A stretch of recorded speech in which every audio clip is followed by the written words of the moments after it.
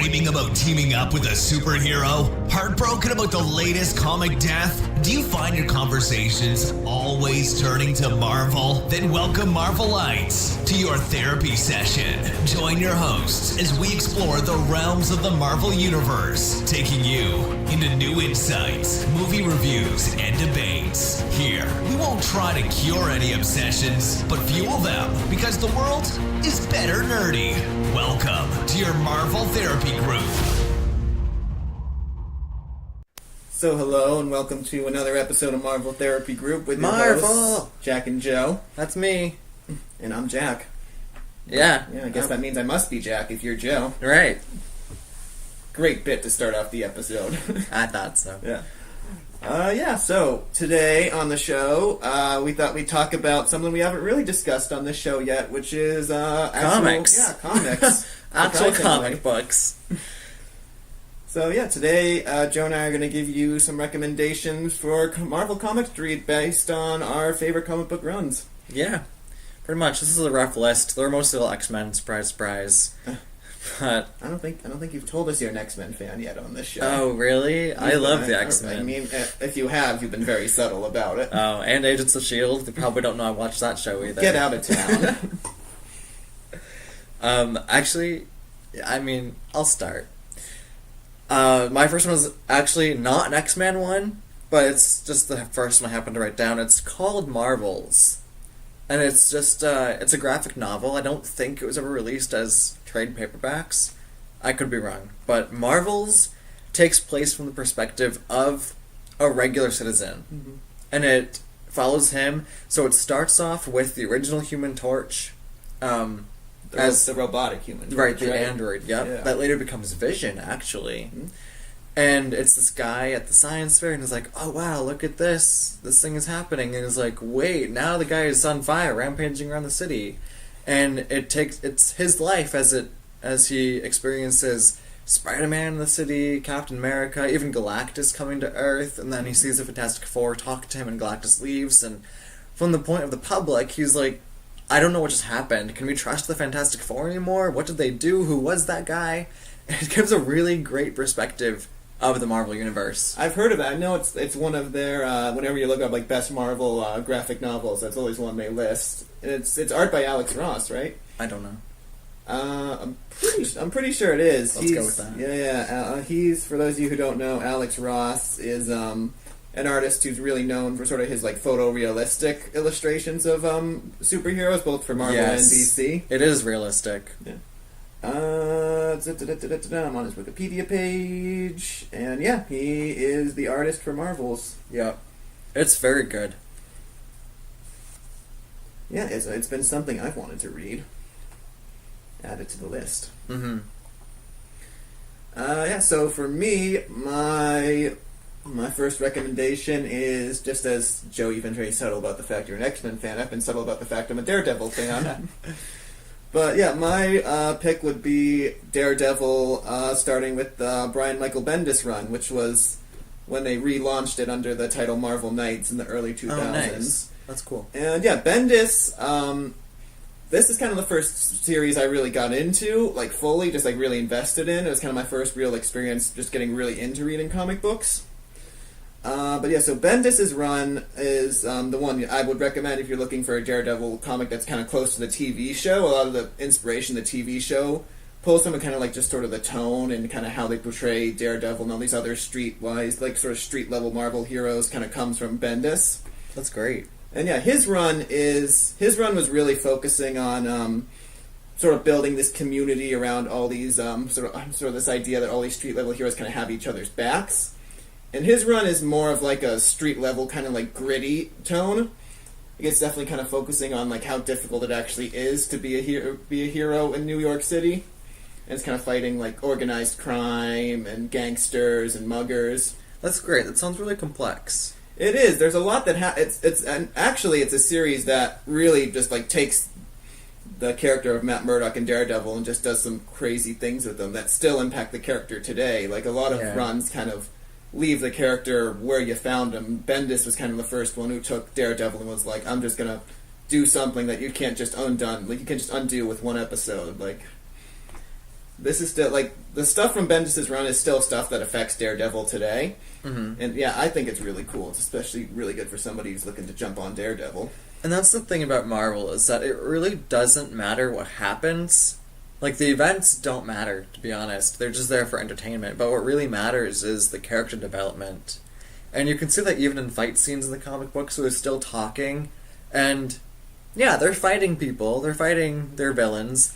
But they're talking, and they're still having internal struggles. And that's where, through the dialogue, that's where their character arc comes through. And I realize I didn't add this, but so yeah, the Daredevil run I recommend is starts on Daredevil Volume 2, which is what they called it when they relaunched it, because they'd been running it since they'd been running Volume 1 since the 1960s. So they relaunched it under the title Marvel Knights, which a bunch of other titles. I've heard of the Marvel Knights. And Bendis started writing Daredevil full time at issue 26.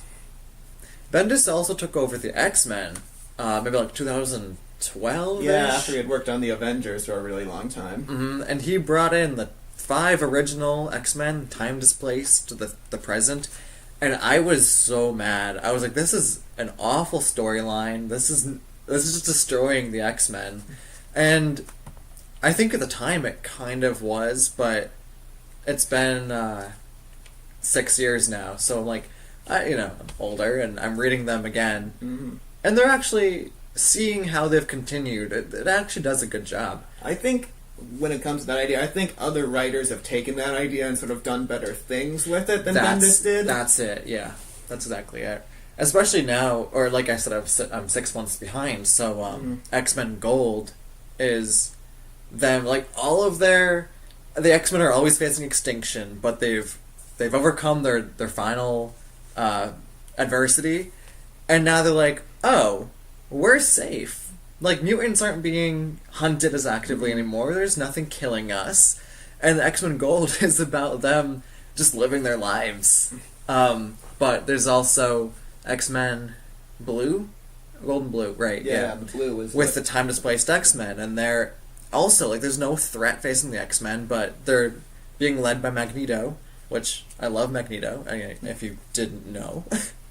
And that's a really great dynamic. Yeah, I definitely think it was other writers sort of came on after Bendis. Bendis wasn't really concerned with like how this ruins the timeline. He was just like, oh, this would be a fun idea. And I think other writers had been like, all right, let's try to actually make this work. Yeah. And like the And they have addressed too that the original 5 have to go back eventually. So I think it is going to happen. It's going to happen eventually. Those 5 are going back. Although they have, in some issues, and there was a run, Battle of the Atom, where the original 5 X-Men, time displaced, never went back and grew up, and then became an X-Men 2099 kind of thing. But those grown-up, time-displaced X-Men, sorry, it might get confusing, they realized how much they'd screwed up the timeline, went back to the current run, or at the time, the current run, to battle their old selves, the time-displaced X-Men, force them to go back, failed, and then later on, this was like a few years later in terms of the writing, but shortly after, they went further back in time to take the place of the time-displaced X-Men, so they became the original X-Men, but using, telepathy, they manipulated themselves to look like the original 5, and then completely screwed up the timeline. And then the original 5 X-Men in the present time had to go we're back. Still going. Yeah, they had to go back, collect a bunch of allies through time to go fight the original, or their older selves who are now in the past, and then fix the timeline. Every freaking time Marvel's like, oh, this is the X-Men title. If you've never read an X-Men title before, you can just be an average reader and hop right on. And then they're like, nah, screw that. Here's like 5 X-Men who are dead but came back to life because they were clones, and the clones are actually all built by Magneto because they have like magnetic blah blah blah in their blood, and it's really Mystique. Yeah. It's X-Men comics are a trip, but X-Men is like X-Men is like a drug overdose. That's the only way I can describe it. Seriously. And I think, like, I'm such a fan because I'm able to keep up with these kind of things because I've been following it for my entire life. It's a drug. Yeah, It's it an is. addiction. But if you don't mind me continuing, Yeah. so you talked about the 2002 run. This is, like, Phoenix End Song is what I want to talk about. That's, I think it was part of the Astonishing X-Men run. From maybe, like, 2004, this one? I don't know, a little later than 2004. But Phoenix End Song, I have it in the graphic novel form. It's the Phoenix, obviously, comes back to Earth, tries to take over Jean Grey. And Cyclops, of course, is like, my love, I need to find her. And Emma Frost is like, we've been over this. Your girlfriend has died 6 times. Except it's the Phoenix, and the Phoenix is doing what the Phoenix does. It's just, it's a mess, but, I mean, I've read it so many times because that was, like, my first comic run that I read. Was that Grant Morrison?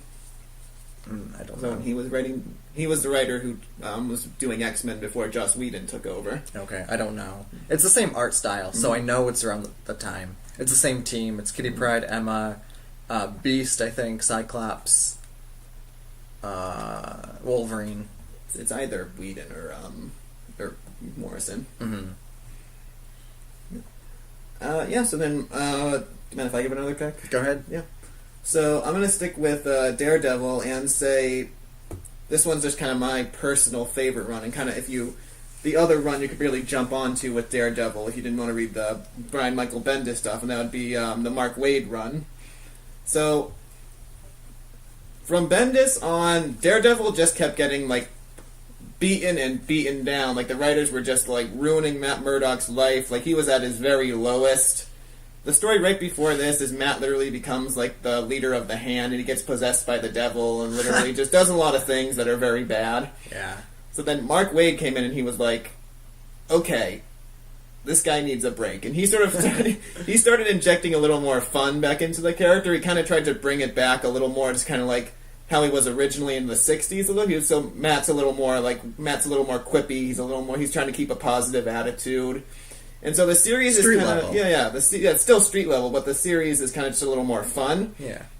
And yeah, this is kind of one of my personal favorite one of my favorite runs in comics of all time. I absolutely love the Mark Waid run.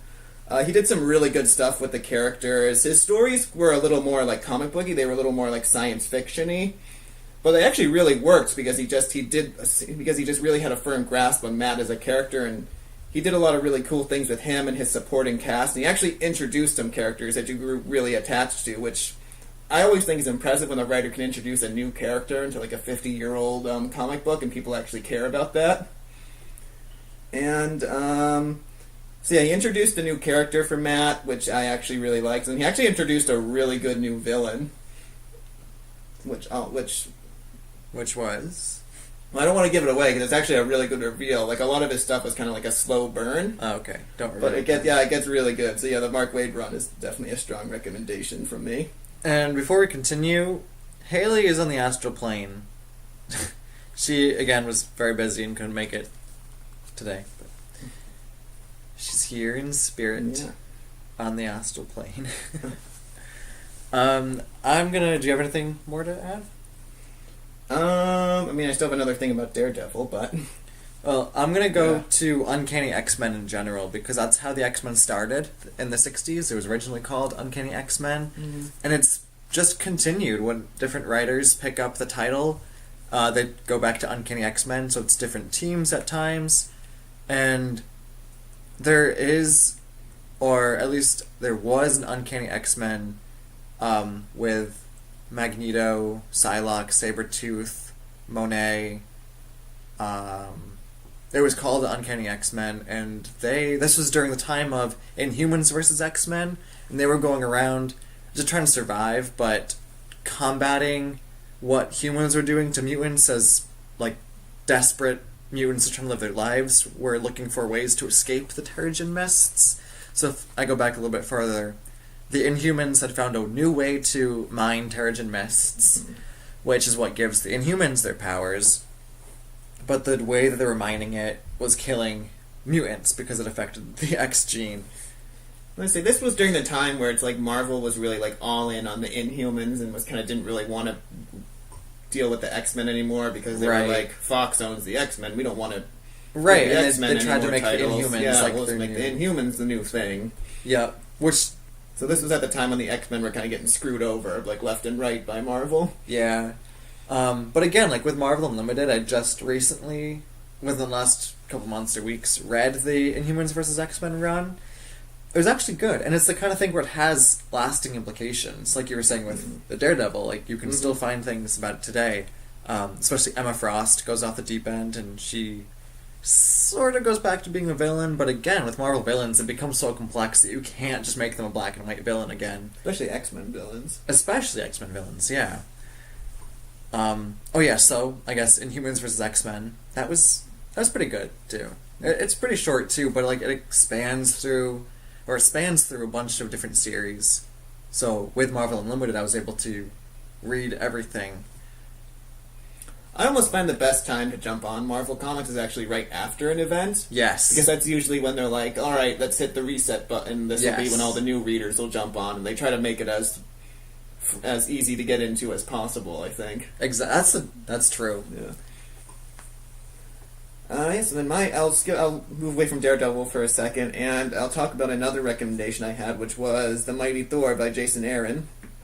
So this run actually is about, so it starts with the original Thor becoming unworthy to lift the hammer, and so he kind of loses his powers, and... So this is fairly recent. I think this was 2015 this came out. Right after Original Sin? Yeah, I think that's where... Original Sin is where he becomes unworthy. Original Sin is where Uatu, the Watcher, has been murdered. Should we spoil this? I'm spoiling it. Spoiler alert. It was Nick Fury that shot the Watcher. Nick Fury becomes the new Watcher, but he at one point whispers to Thor, and I still don't know what that was, but he whispers something to Thor, and then Thor suddenly becomes unworthy and cannot lift Mjolnir.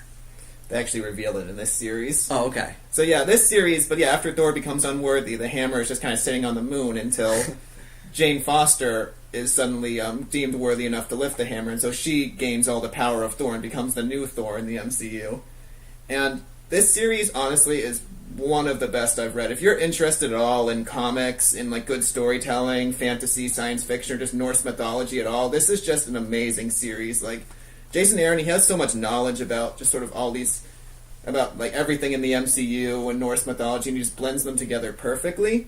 And so kind of the whole story of the series is that Malekith, the villain from the Dark World, is sort of is trying to raise all these forces from the different 9 realms because he wants to wage this war against the realms that don't want to, bow down to him.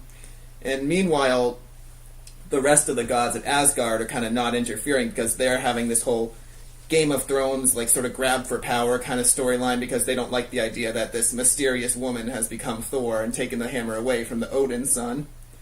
And yeah, this series, it just keeps building, it keeps getting better and better with every issue. And it really makes you care about Jane Foster as a character, because one of the main things with her is that every time she lifts... So when the series starts, she has cancer. And every time she lifts the hammer sort of... The transformation to becoming Thor just takes away all the effects of chemotherapy. So basically, as she keeps becoming Thor, she's getting weaker and weaker. And it's kind of just getting tongue-tied here. You're tearing up? It really it really does. It makes you care about Jane Foster because she's this character who's literally sacrificing herself in ways that the rest of the characters don't even know, because she realizes she's the only one who can save everybody in the 9 realms. But yeah, it's really good. I really recommend it. If you're interested in Thor, if you want to get into Thor, this is really the best series to do it. Because, yeah, he's not the Thor from the movies, but the Thor from the movies actually plays a pretty big role in this series. I did start that arc. I read the first few issues. And then I read an article online that told me it was Jane Foster. I was like, oh, alright. I don't think it's a spoiler. Back to the X-Men. I don't think it's a spoiler anymore. I feel like everybody knows it at this point. Not anymore, but when I read it was, and I was like, alright, back to the X-Men it is. Yeah. Mighty Thor by Jason Aaron. Have you read Secret Wars? The new, didn't they they did it again? They did. Actually, either one. Have you read either one? I don't think I've read either one. The original one, like, it was very obviously made for merchandise, but it was still good. It took a bunch of your favorite heroes and villains and teamed them up, and then Magneto, because, like I said, you can't make X-Men villains back, like, plain black and white. Magneto went over to the superheroes and betrayed the villains, so good for him. But that was good. I enjoyed that. I have the graphic novel for that, so I can read it in full. And you're talking about the one from the 80s right now. Yes. Okay. What came out of that? Again, it's an event with lasting implications. Venom came from that. Oh, yeah. Because Spider-Man comes back with the black suit. Yeah. Mm-hmm. Yep. Oh, so yeah, the newest Secret Wars had similar themes in that Doctor Doom ended both ones.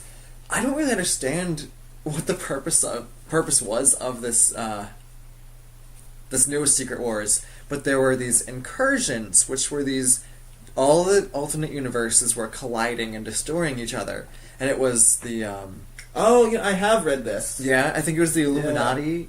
The Illuminati came back, so it was like Namor, Black Panther, Mr. Fantastic.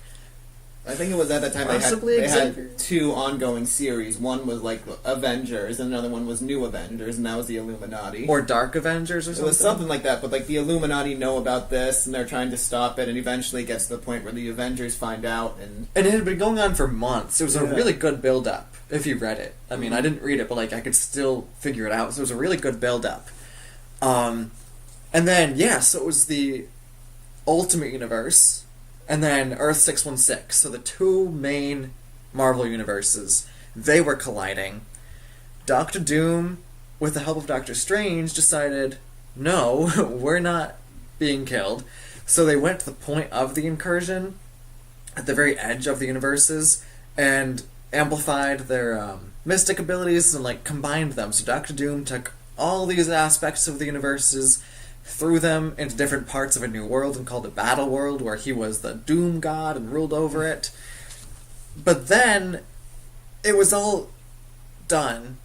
Like they even came up with some new comic issues from that, like Kitty Pryde and Star-Lord were a thing, and then Star-Lord finds Kitty Pryde and they try to... There was a little arc with them. But this is where I don't understand why they did this, because Mr. Fantastic comes along, tells Doctor Doom how he can fix it, and then throws all the universes back together.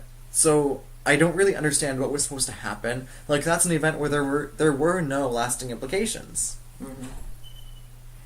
That was a long explanation, but what I meant to say was that Secret Wars was good, the original one. I was gonna say, I read I got that wrong. I read the event right before that, where no, it's something like it has to do with what eventually leads up to Secret Wars, but it was something like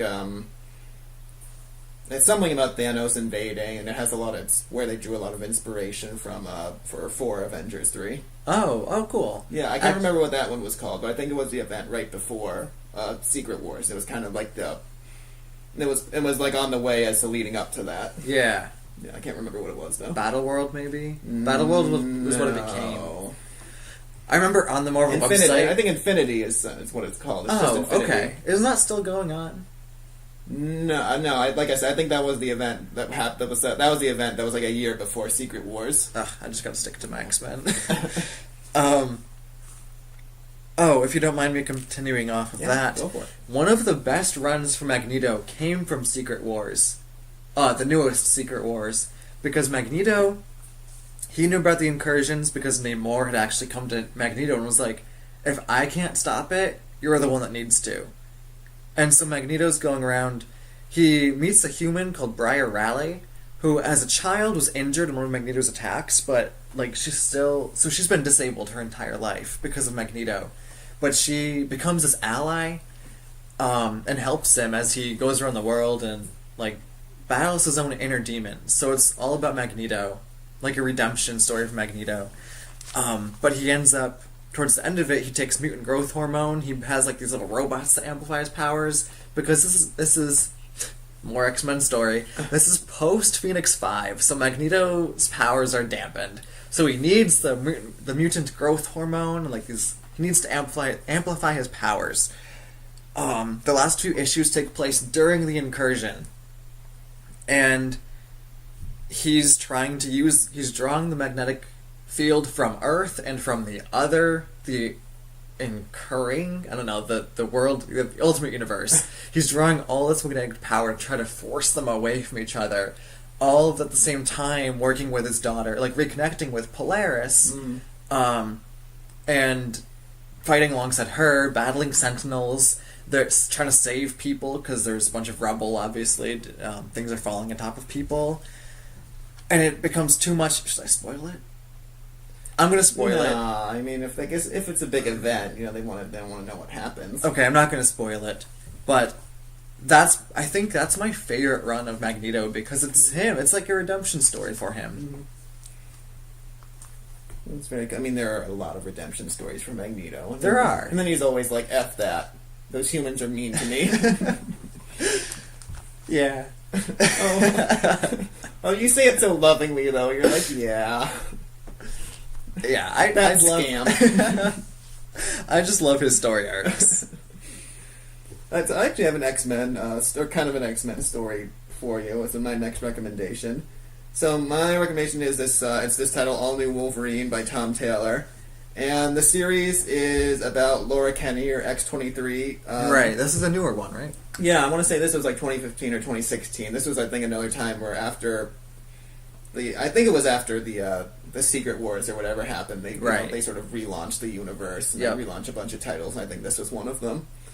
But yeah, this is about X-23 trying to take on the mantle of Wolverine now that Logan has died.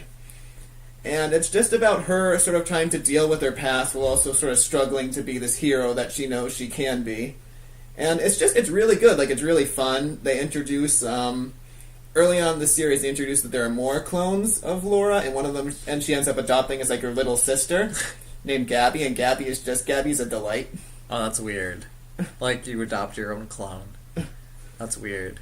And it's just, there's a lot of fun storylines. There's also kind of a lot of storylines that deal with Laura still struggling with her past as X-23. And it just made me, really appreciate the character a lot more. So if you're looking for a story, if you watch Logan and you want to know more about the little girl, this is a really good one. That is actually, in Logan, that's a good representation of Laura Kinney. Mm-hmm. She's just a cutthroat character. Yeah. Yeah, it's good. I have not read that one, but I know I've definitely heard it's really good. Did you ever read Old Man Logan? No. Old Man Logan takes place in a different universe as well, but it's where the villains have taken over, and they've pretty much divided the world into their own conquered lands. It's gruesome, and that's actually what Logan was based off of, the movie. Yeah, I know they drew a lot of inspiration from that. Inspiration, yeah, loosely based off of. That's another one, though, going off of Wolverine, the death of Wolverine, and the hunt for Wolverine. Yeah, he's back now, right? He's back, yeah. So, obviously, death of Wolverine, he died. Then, his body went missing, and... It's comics, so nobody really dies. Yeah. And I haven't read this yet, but I know that it spanned a lot of different story arcs where characters were looking for Wolverine. I feel like they basically introduced this a year ago, and they're just now doing something with it. But I think it's working, because it's prolific. It goes through it affects a bunch of characters. You're not an X-Men until you died at least once. You know what's great about the X-Men series, though, is that they make fun of that a lot. Yeah. And they're always mention, oh, don't die, or we die a lot. We need to stop that. It's like a rite of passage in the X-Men. Yeah, it really is. Since Kitty Pryde, basically, because the first issue of Kitty Pryde says, "Welcome to the X-Men, hope you survive the experience," and that's been a tagline ever since. It's like Ilyana Rasputin brings in a new mutant to the X-Men school, and she's like, "Hope you survived that," and everyone's like, "No." Well, that's all the recommendations I got, unless you have anything else, Joe. I have one more, but I've talked about the X-Men too long, so I'm just gonna say Onslaught, the Onslaught series. Oh, actually, Axis. Axis is... I don't remember which one that was. So the Red Skull has taken... So Professor Xavier's dead at this point. Red Skull finds Professor Xavier's body, steals his brain, and implants Professor Xavier's brain into the Red Skull's body so that the Red Skull has the telepathic abilities. Oh, Marvel. And he starts, having his own soapbox in New York City and just turning everyone telepathically against mutants for some reason. I don't know why the Red Skull had a vendetta against mutants. But naturally, Magneto doesn't like that. So the Magneto goes... And again, he's weakened because it's after the Avengers vs. X-Men run. Also check that out. That's interesting. So Magneto tracks down Red Skull, bashes his head in with a rock. So he kills him. But because it's Magneto and Professor Xavier's brain, it unleashes Onslaught. And the first time Onslaught appeared was when Professor Xavier, I believe, killed Magneto because Marvel deaths. He absorbed or had a dark piece of his psyche, which festered and became Onslaught, which had all the power. It had Magneto's powers, but all of the telepathic abilities of Xavier as well. And it was just this evil entity. So the same thing happened after Magneto destroyed Xavier's brain, and Onslaught came back, and ended up somehow switching the personalities of everyone in the Marvel Universe. I was gonna say, I feel like I remember that being a thing. So all of the superheroes became villains, and all the villains became superheroes. There's an instance where Carnage saves people from a burning building in New York.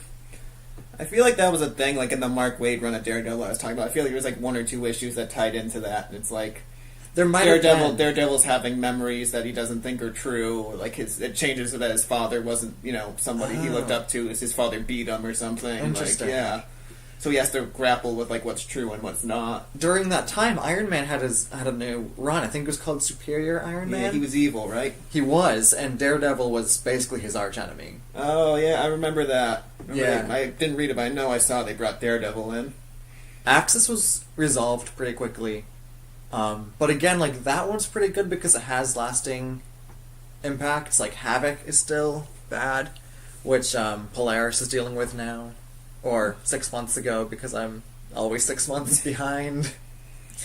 Still, though, Marvel Unlimited, I still think is the best way to read Marvel comics. Not that Marvel Unlimited is a sponsor of this show, but if you ever wanted to be Marvel Unlimited, I'll say without non-prompted that I love your service, and I think it's the best way to read Marvel comics. Yeah, it's pretty good. But yeah, that's all the recommendations I had. I think we actually covered a significant portion of Marvel history. Yeah, send us your recommendations, or if you read any of ours, let us know what you think. Let us know what your favorite comic book runs are. Let us know what your favorite characters are. Any recommendations for us you'd like us to read, and maybe we'll talk about it in a future show. Yeah. Do you want to close out? Once again, thank you for tuning in. We really appreciate it if you would rate us and subscribe us so that more people can find our show, and we can share our Marvel fandom with more people. Yes. And make this community a little bigger. That's what Stanley would have wanted. And in the meantime, you can find us on Facebook, Instagram, and Twitter as Marvel Therapy Group. And Twitter is @TherapyMarvel. Can we fix that? It is? Yeah. Is there a way to fix that? Maybe. We'll work on that. Yeah. But we are Marvel Therapy Group, and you can listen to us. Assuming you're listening to us now in order to hear this, you probably know where to find us, but we're on iTunes, Spotify, and Podbean. So thank you for tuning in, and tune in next week for an all-new episode. Thank you for tuning in to this week's Marvel Therapy Group, where together we can work through our comic thoughts and learn to live beside them. Views expressed are of the host only and do not reflect Marvel Studios or comics in any way. Hosts are in no way qualified to provide therapy. This is simply the name of the podcast. This has been another Marvel Therapy Group session.